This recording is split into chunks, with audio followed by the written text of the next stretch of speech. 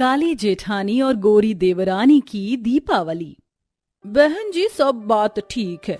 आपके घर में आकर मुझे बहुत अच्छा लगा। आप लोग बहुत ही अच्छे हो, लेकिन अब आप अपनी बेटी को बुलवा लो तो हम देख लेंगे कि हमारे घर आने वाली बहू कैसी है। हाँ हाँ, बस आती ही होगी मेरी बेटी। वैसे मुझे ये बताइए, आपका बेटा क्यों नहीं आया? लोकेशन तो भेज दी है मैंने, मेरा लड़का आता ही होगा। वो कह रहा था कि मैं लड़की को देखकर शादी के लिए हाँ करूंगा। ये सुनने के बाद माया अपनी बेटी को बुलाती है। ये मेरी बेटी है कनिका। कनिका रंग रूप से काली थी, जिसे देखते ही शिल्पा का मुंह बन जाता है। क्या हुआ, आप अचानक से चुप हो गई? क्या मैं आपको पसंद नहीं आई? वो दरअसल हमें बताया नहीं कि लड़की इतनी ज्यादा काली है। काली कहाँ है, मेरी बेटी का रंग सांवला है और काला गोरा कुछ नहीं होता। माँ बस करो, आपको इन्हें कुछ बोलने की जरूरत नहीं है। जिनके मन ही इतने काले हैं, उन्हें किसी की क्या कदर होगी। आप क्या सोच रही हो कि आप ये रिश्ता तोड़ के चली जाओगी? अरे मैं तोड़ती हूँ इस रिश्ते को, आज और अभी। चले जाइए आप यहाँ से, अभी के अभी। अरे हाँ हाँ, जा रहे हैं। तेरे जैसी काली गलूटी से कौन ही अपने बेटे की शादी करवाएगा। शिल्पा ऐसा कहते हुए वहां से चली जाती है, जिसके बाद कनिका जितनी स्ट्रॉन्ग बन के दिखा रही थी, वह उतनी ही टूट जाती है और रोते हुए सोफे पर बैठ जाती है। क्यों माँ, क्यों ये सब मेरे साथ क्यों हो रहा है? आखिर किस जन्म की मुझे ये सजा मिल रही है? मैंने ऐसा क्या किया है? तू रोना बंद कर बेटी। ये दुनिया वाले ऐसे ही गोरे और काले में भेदभाव करते हैं, लेकिन तू चिंता मत कर। एक ना एक दिन तुझे बहुत अच्छा हमसफर मिलेगा, जिसे तेरे रंग रूप से कोई दिक्कत नहीं होगी। तू जैसी है वो तुझे वैसे ही अपनाएगा। ऐसा कहने के बाद वह अपनी बेटी को गले से लगा लेती है। इधर माया का रिश्ता ढूंढने का सिलसिला चलता रहता है, तो उधर कनिका की जॉब एक हॉस्पिटल में लग जाती है, जहां उसकी मुलाकात डॉक्टर रजत से होती है। डॉक्टर रजत बहुत सुंदर और समझदार इंसान थे। उन्हें कनिका का बर्ताव बहुत अच्छा लगता है। कनिका, तुमने सारी फाइल्स देख ली है ना? पेशेंट की रिपोर्ट ओके है? यस डॉक्टर, सारी रिपोर्ट ओके है। आज ये पेशेंट डिस्चार्ज हो जाएंगे। कनिका ऐसा कहने के बाद पेशेंट को डिस्चार्ज के पेपर दे देती है। सबके जाने के बाद रजत कनिका से कहता है, पता नहीं मैं तुमसे ये कैसे कहूँ कनिका, कहीं तुम्हें ये अजीब न लगे। दरअसल मैं तुम्हें पसंद करता हूँ और तुमसे शादी करना चाहता हूँ। आप ये क्या कह रहे हो? मुझ जैसी काली लड़की से कोई कैसे प्यार कर सकता है? तुम अपने आप को मेरी आंखों से देखो, तुम बहुत सुंदर हो अपने दिल से। क्या तुम मुझसे शादी करना चाहोगी? कनिका रजत को मना नहीं कर पाती, जिसके बाद वह रजत को अपनी माँ से मिलवाती है। रजत एक डॉक्टर और सक्सेसफुल इंसान था, जिसके चलते माया अपनी बेटी की शादी रजत से कर देती है। लेकिन रजत की माँ केसरी को कनिका जरा भी पसंद नहीं थी। आ जाओ अंदर, ये हमारा आलीशान घर है, इसमें तुम्हारा स्वागत है। जाओ आयशा, अपनी देवरानी को उसके कमरे में लेकर जाओ। मुझे अपने बेटे से कुछ जरूरी बात करनी है।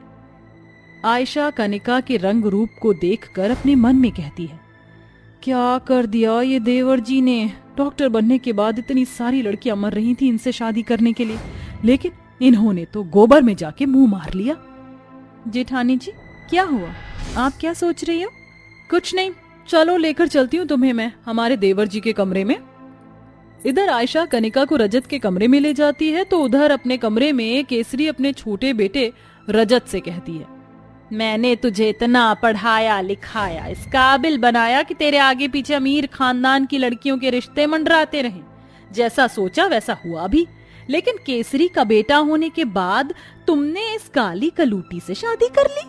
माँ, शादी तो आपके बड़े भैया की भी करवाई थी, लेकिन अफसोस वो भाभी के साथ खुश ही नहीं है। आपको तो इस बात से जरा भी फर्क नहीं पड़ता, लेकिन मुझे पड़ता है। मुझे एक ऐसा हमसफर चाहिए जिसके साथ मैं अपनी सारी खुशियां दिल से जी सकूं। सुख और दुख में वो मेरे साथ रहे। बड़ी बड़ी बातों से कुछ नहीं होता। माँ, कनिका मेरी पत्नी है और मैं चाहूंगा कि आप उसे अपनी बहू के रूप में स्वीकार कर लो। ऐसा कहने के बाद रजत वहां से चला जाता है।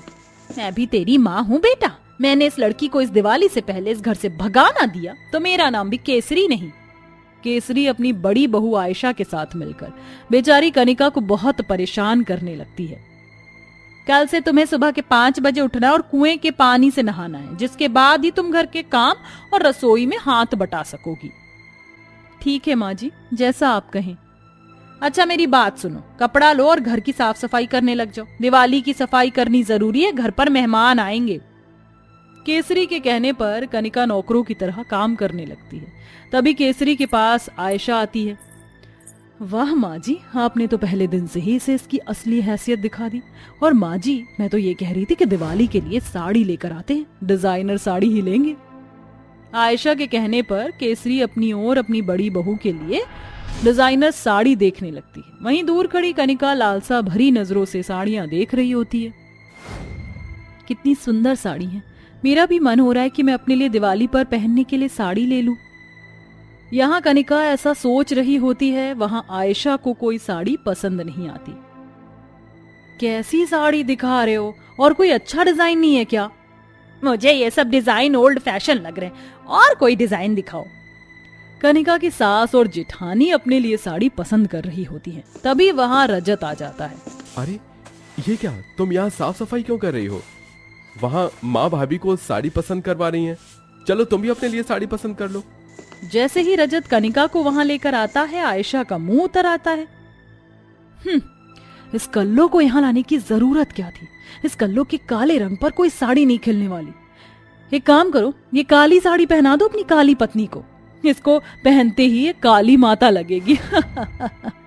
ये सुनकर बेचारी कनिका को आंखों में आंसू आ जाते हैं, जिसे देखकर रजत कहता है, मेरी पत्नी के लिए मैं खुद ही कोई अच्छी साड़ी ढूंढ लूंगा, आप अपना देखिए मेरी गोरी भाभी जी।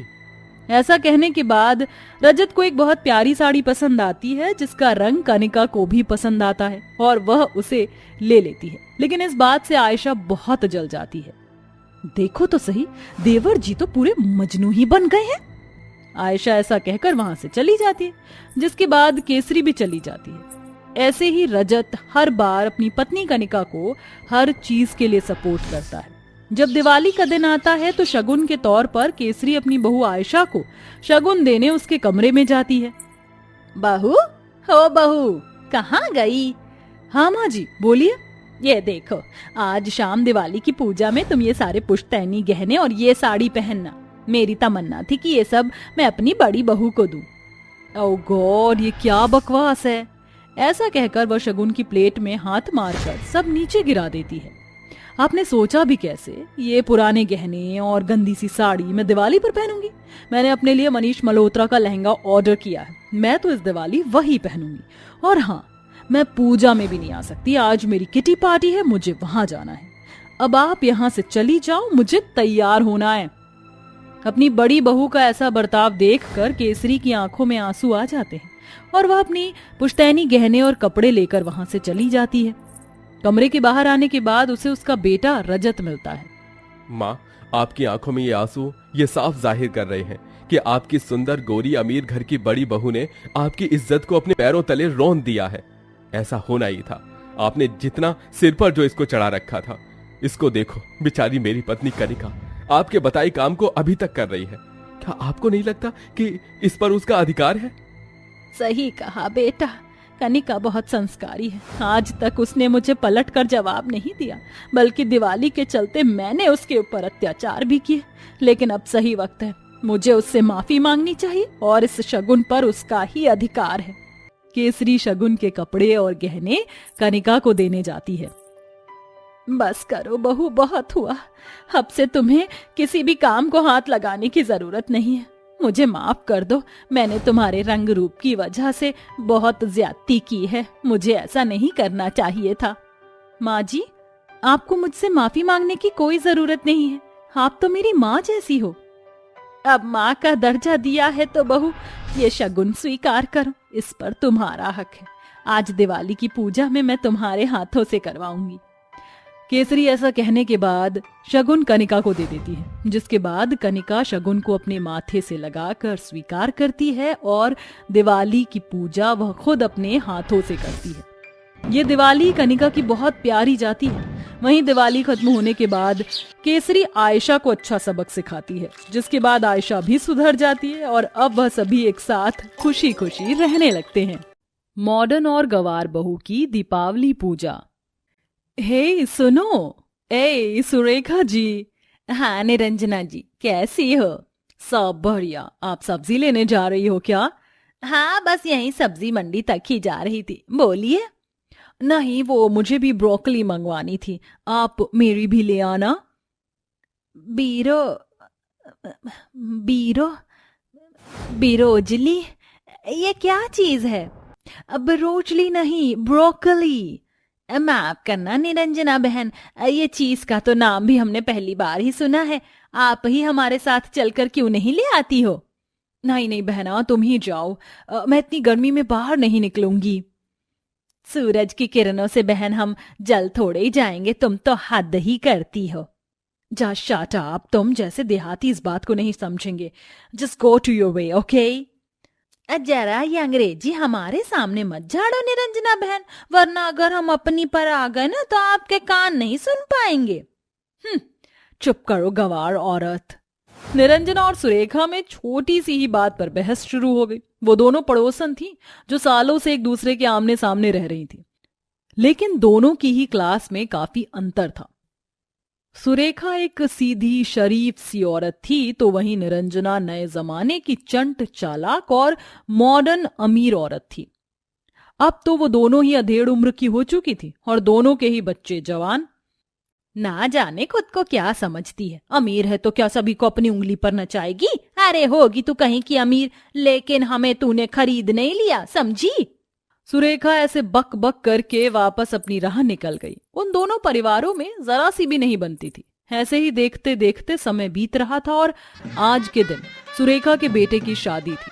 सुरेखा ने अपने बेटे के लिए गरीब घर की एक संस्कारी लड़की को पसंद किया था, तो वहीं दूसरी तरफ निरंजना का बेटा भी अपनी पसंद की ही लड़की से लव मैरिज करके घर लौटा था।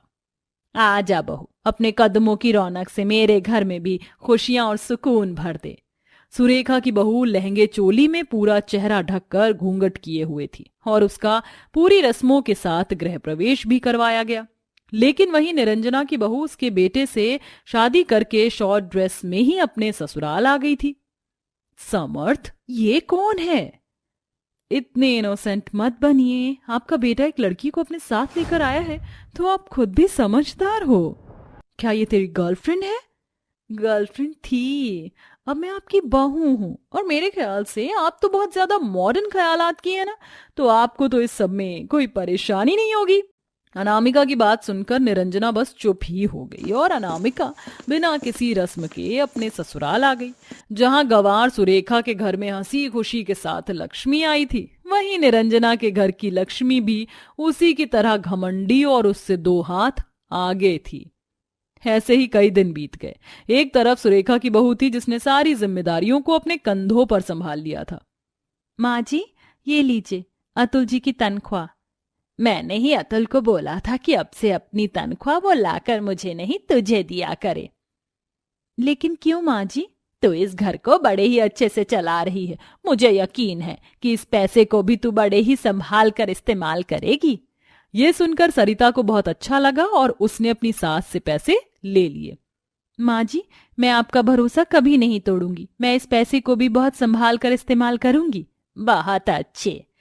सरिता पैसे वगैरह को भी बहुत सोच समझ कर खर्च करती थी, जिसकी वजह से कम खर्च में भी उनका गुजारा अच्छे से हो जाता था। और सरिता के संस्कारों की अमीरी की वजह से पूरे घर में खुशहाली ही खुशहाली छाई हुई थी।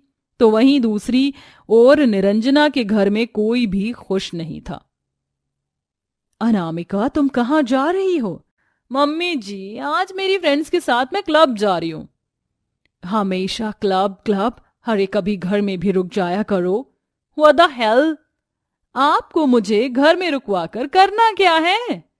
तुम्हें कुछ घर की जिम्मेदारियां अपने सर लेनी भी हैं या नहीं?